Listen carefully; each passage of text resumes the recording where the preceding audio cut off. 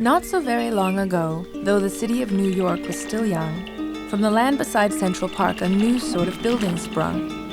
A montage of modern conveniences, the residential high-rise building grew. Running hot water, elevators, doormen, all of it was new. But it's been a long time that we've been placing ourselves in dwellings close to the sky and asking ourselves the perennial question, who gets the top floor and why? Were these vertical experiments reserved for elites, or to warehouse the poor away from the streets? Like all good stories, the high-rise has its own creation myth. The Bible's Tower of Babel and God's reaction forthwith. People of one language, high into the clouds the tower they built. But God disapproved, so people broken into many languages across the earth he spilt.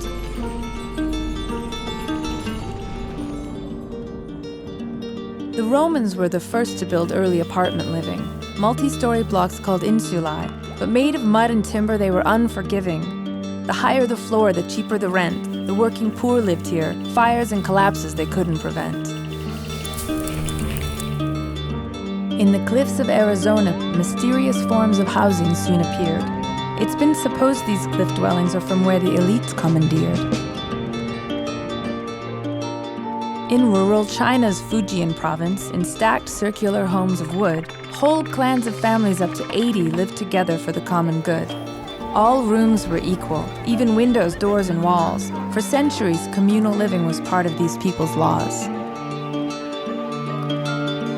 And another vertical wonder in Yemen's dusty sands, a medieval Manhattan of the desert, still occupied today, made of mud by the inhabitants' own hands.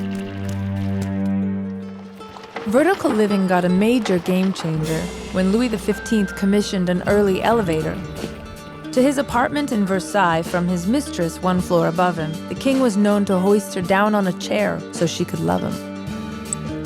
But without reliable brakes to assuage the common man's dread, they feared a contraption that went up and down could take off somebody's head.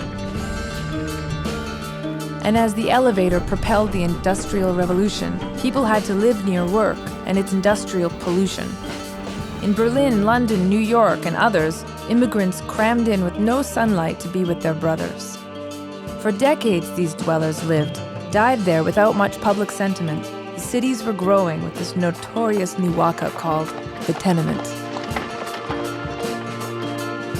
By the end of the century, Manhattan's Lower East Side was the world's densest area by far and wide. Nobody cared until a photographer reviewed the situation. Jacob Riis's stunning collection would begin the conversation. In 1901, major housing reforms were read, but much, much bigger changes were ahead. The stuff of which cities are now made, whether luxurious or forlorn. The high-rise as we know it was now being born.